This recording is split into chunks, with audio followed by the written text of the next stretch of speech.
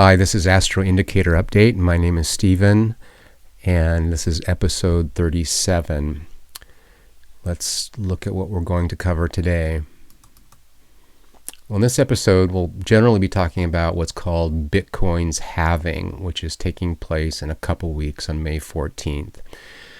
It's a very general overview of what this means and a pretty general overview of the astrology, because I'll be looking into the future and looking at the astrology of Bitcoin and what I see over the next several years. In addition, we'll do our normal update of the Dow Jones Industrials, gold, silver, Bitcoin, Ethereum, and the US dollar. In this first chart, I just wanted to remind people, if you're not familiar with this, that the dominant world currency has changed over the years. We're going back 600 years here in this chart. But what's really quite incredible is that the duration of the dominant currency, whether it's Portugal, Spain, the Netherlands, etc., that duration and number of years is quite similar, lasting anywhere between 80 years and 105 years. And you could say that this is just a coincidence, but I don't know why that is. But the U.S. is right now the dominant currency, has the world reserves currency, and we are approaching the end of this common, pattern when you look back through history. And I'm not sure what's going to happen next, but if you're keeping up with the news, we are in the middle of an economy in which we have a central bank printing money, creating money out of thin air. We are going trillions in debt. Some people have estimated that the U.S. will be $30 trillion in debt by the end of this year. Just an estimate. And, what impact will this just unlimited creation of money have on our reserve currency status?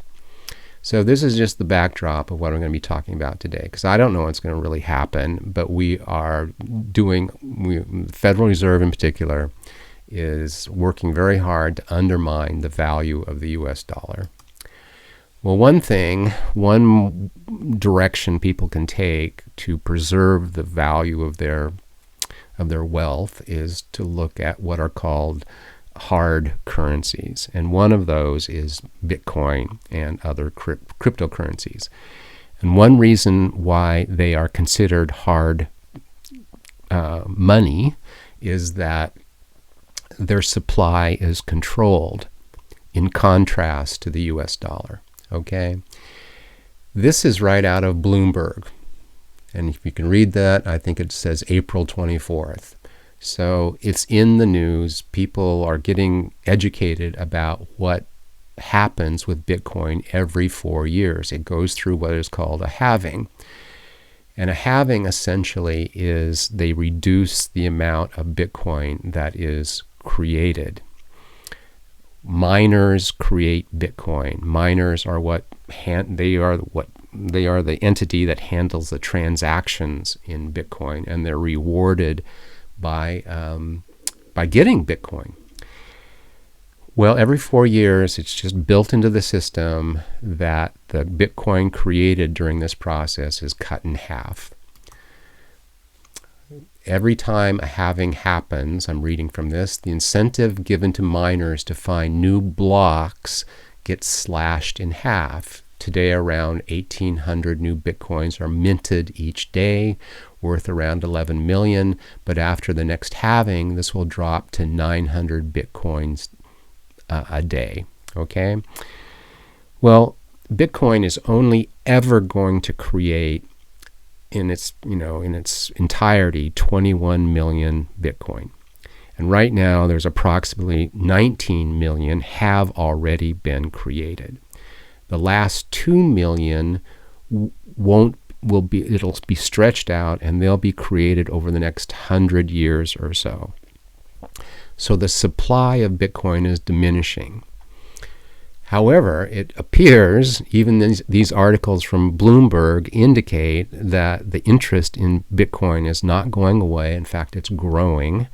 And so we have growing demand, at least there's strong indications of that, and supply diminishing. And normally when that happens, the value of that object goes up. Another way of looking at this is just if you look at the search term Bitcoin halving in Google, you can look back over the last 5 years. It bounced a lot back in 2015. That's what that says down here. And even when Bitcoin hit its high of $19,800 or so, that was the level of interest. But look at what's going on very recently, 2020. People are very interested in knowing what Bitcoin halving means, a sign that the interest is strong. Well, let's look back in history and see what's happened when Bitcoin has gone through one of these, halving periods that's just programmed into, their system. So we have dates down at the bottom here going back to its beginning, 2010, 2011.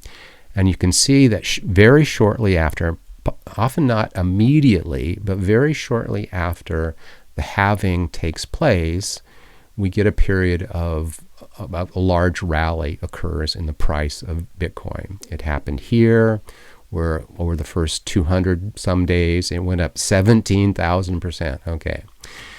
And then the next time, it didn't go up the same percent. It went up 9,000%, but in a longer period of time, 368 days. Then there's a period of consolidation, downward pressure on the market, then maybe consolidation until the next halving. Again, oftentimes the bullish market doesn't happen immediately. Sometimes several months go by, but then this, again, we're looking at patterns. We have a rally occurs, short bear market, consolidation, and then this is where we are today. Okay, this is the halving that's coming up in 2 weeks. So I've looked back at the astrology of this, and I've looked ahead, and I'm going to get into that in a second. But you can see just from the arc that's being created here that the percent gain is going down. It's still huge, but it's going down. The length of the bull market is increasing during these 4-year spans. And to me, it seems like that pattern could, when I look at the astrology, could continue as well. Because actually I see a possible peak not until 2023 in this next period. But, I'm going to show you another chart that kind of takes into account this slowing slope. But you have to keep in mind, every 4 years, the supply is decreasing. So it's becoming more scarce, more rare. And so it seems unlikely to me that the slope is ever going to is going to flatten out at any point in time, as long as the demand continues. And so what price in this sort of illustration of this halving process, what price could we possibly expect when we hit the peak during this next 4-year period? Well, if this is indication, if we connect the dots at the highs here, we are getting up into the $100,000 per Bitcoin range, okay? So, but it may happen more slowly this time. That's one of my main points here. And I'll talk about that in just a second. So in general, Bitcoin is operating in a very different manner than the US dollar, because the US dollar has no precious metal backing. It can be created out of thin air, and Bitcoin protocols are to control the supply of Bitcoin. And so if you have demand increasing, supply going down, If we look at history, we see that that definitely has a result on the price of Bitcoin.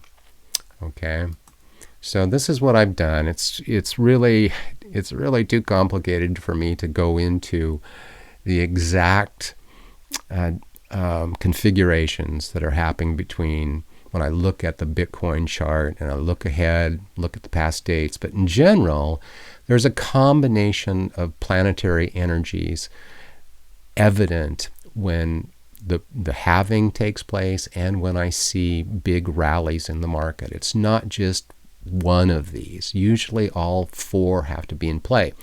Now, these are longer term,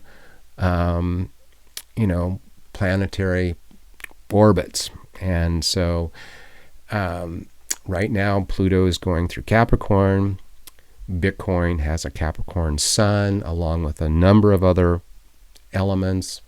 Jupiter is in Capricorn, but it will leave Capricorn. But Pluto hangs out there for several more years.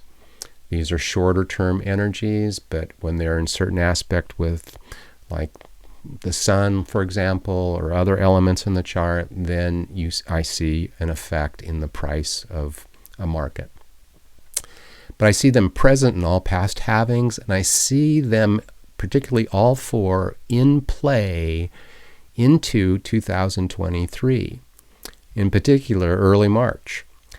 However, the caveat here is that with all markets, Bitcoin will be at times overbought and oversold. Okay, so it really pays to understand and maybe get some basic understanding of how to read a price chart, because buy low, sell high, that guideline is not going away when it comes to investment.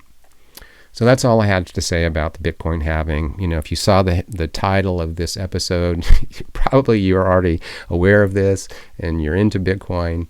I have to make a disclosure. I do own some Bitcoin, own some gold and silver. I really don't like seeing what's going on in our economy with the amount of debt that we have, with just the unlimited printing of the US dollars. Is not a good sign. And if you watch my past video on the potential for hyperinflation, I see that as a real possibility.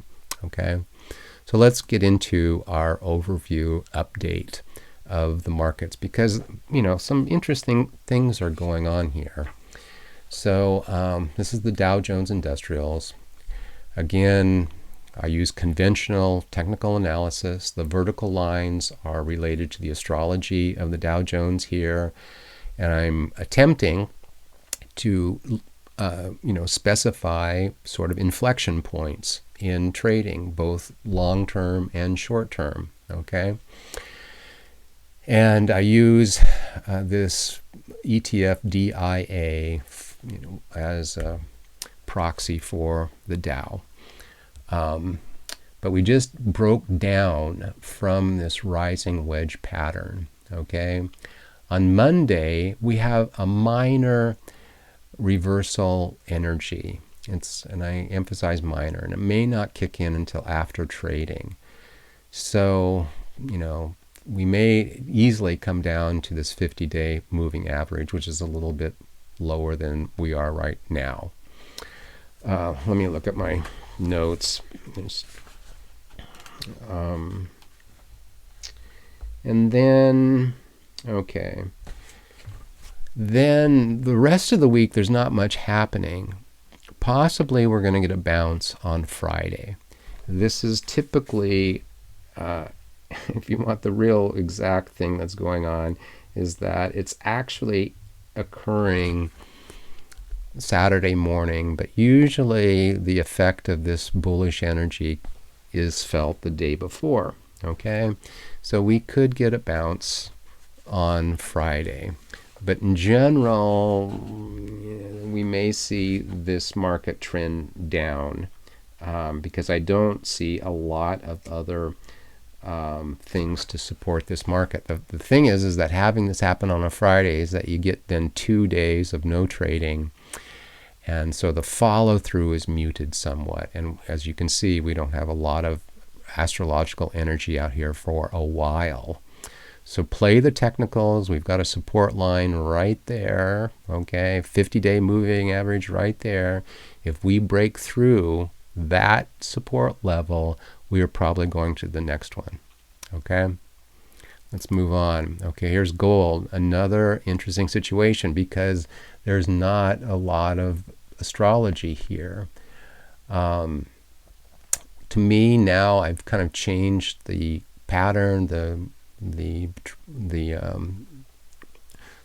pattern that seems to be forming looks like a sideways triangle. Okay, the key technical element is are these two, basically these two trend lines.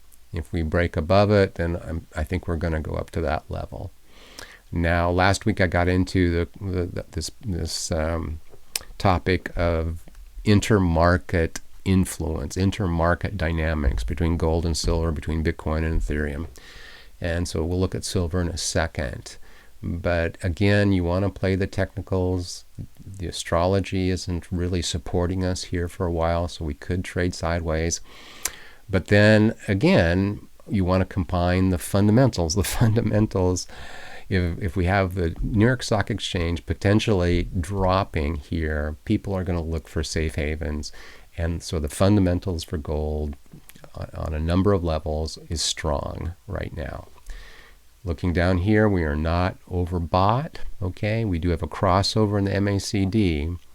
So we'll see how this plays out. The next, on May 20th, let me double check that for gold. Hang on. Yeah, to tell you the truth, we have on May 20th, 21st, we have something fairly significant occurring.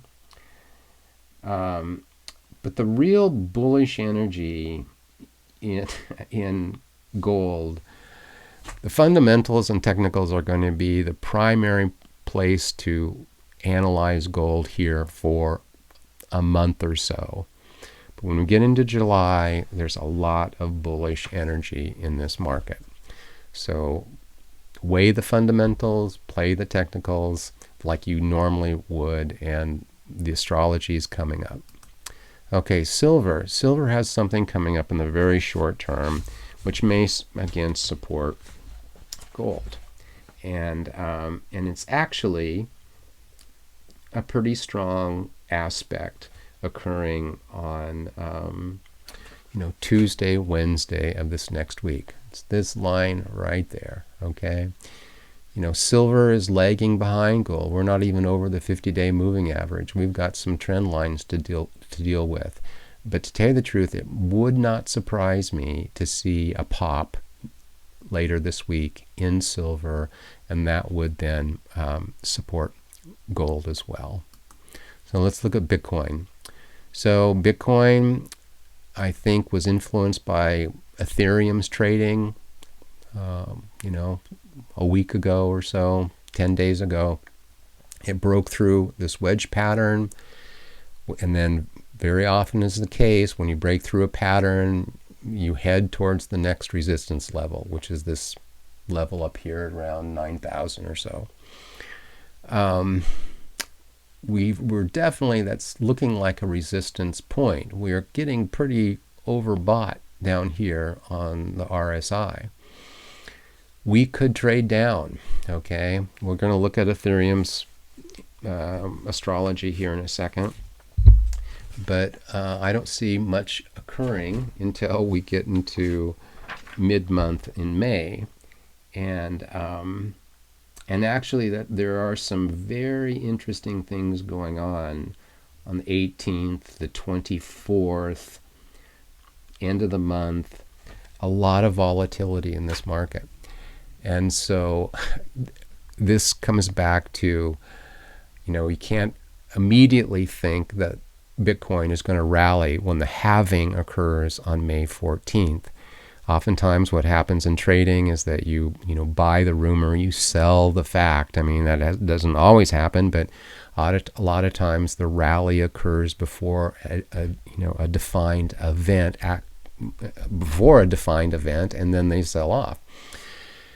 And that may somewhat occur, potentially could concur with Bitcoin.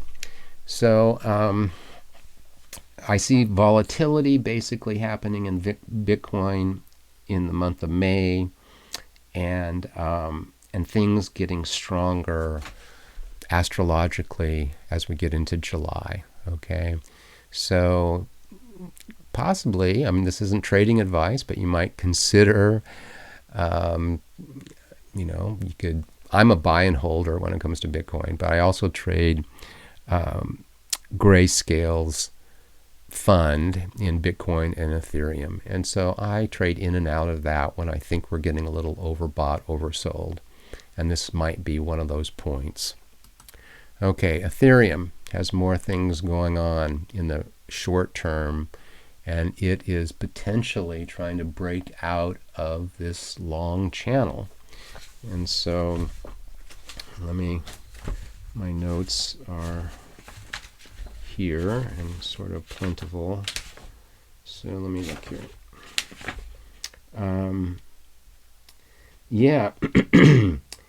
Even tomorrow is actually this line right here. Watch Ethereum tomorrow. Watch Ethereum this week. It has, definite signatures of volatility and stronger elements coming up mid-May, this May 17th date. Actually, it says May 9th. Do I have something on May 9th? Sorry, let me look again.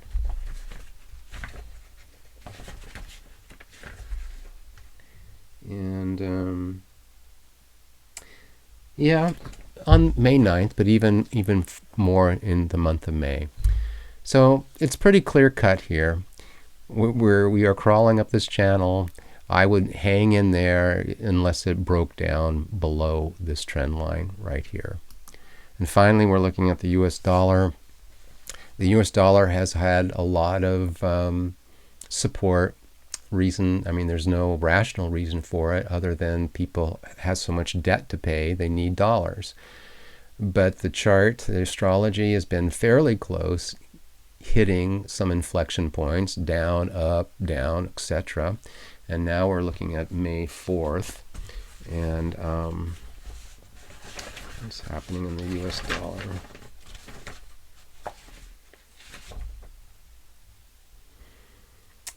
And that line actually is occurring tomorrow and Sunday. And so that could be, it's exact tomorrow, even though it says May 4th down at the bottom.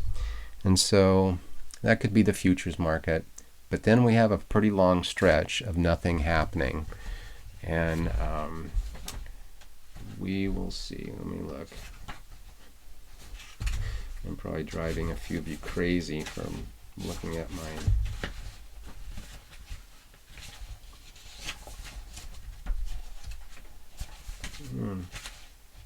here we go.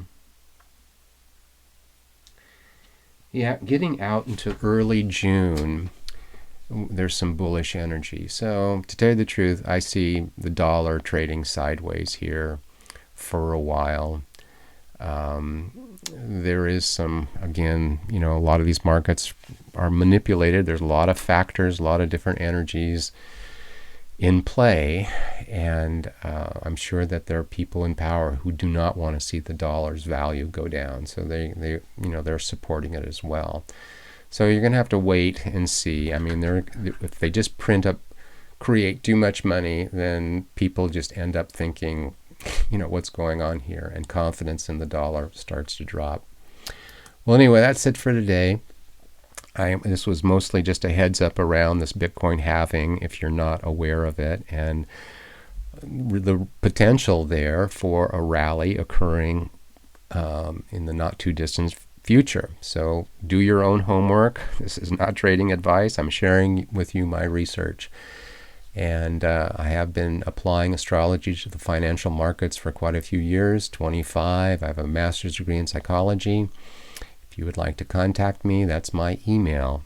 So that's it for today. Thank you for listening. Please please like this video if you felt it was worthwhile, and I'll be back in about a week or so.